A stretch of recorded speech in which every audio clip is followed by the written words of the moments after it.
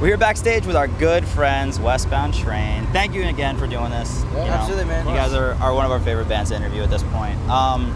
First of all, I was talking to Gideon earlier, and he said there was an issue with the bus on the way here, or?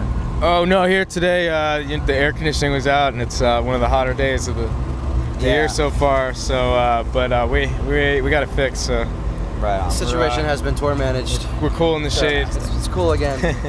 All right, now you guys. If that's the worst, of our problems today, then I think our bus, lost air conditioning for a few minutes. I think we'll be all right. We'll survive it. Right. Now, when we interviewed you guys a couple months ago, you said you were really excited to get back on the road with your friends, like Streetlight and Big D, and has everything been pretty positive, on the Hurley.com stage, or? Yeah, absolutely, man. These guys are all awesome. We're all bros, so we're kind of like have this kinship in the tour because there's so many punk rock bands and stuff. Right. So we always we band together, we hang out. We also share a lot of fans with those two bands. Right. So we have that bond kind of common too, in addition to being friends.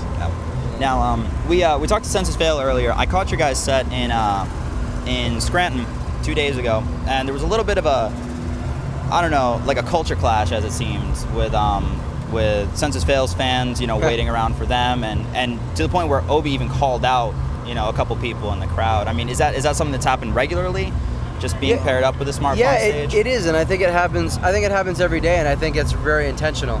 I think Kevin puts bands together. It's kind of like who hosting on music awards shows, like MTV Music Awards is always the weirdest pairs of people hosting, but I think he wants to expose different fans to different styles. Yeah, that's one of the great things about the Warped Tour is they can get a wide variety of fans to go check out new music. Right. And while they're seeing their favorite band, they can go learn about new bands, and kids from different scenes kind of can mix and find out about different stuff that's going on. Right. It's a cool challenge for us too to get kids from Census Fail crowd singing along to our tunes and stuff, or what covers we do, and they do. A lot of times they're pretty receptive to it, so it's kind of cool to see that. Yeah, we had a couple people in that crowd singing Cupid along with, so that worked out. But also one of the other things that we had hit upon, when we interviewed a couple months ago, Thad was looking into bringing a bottle of moonshine for Shooter. Did we find out if he's a drinker or not, or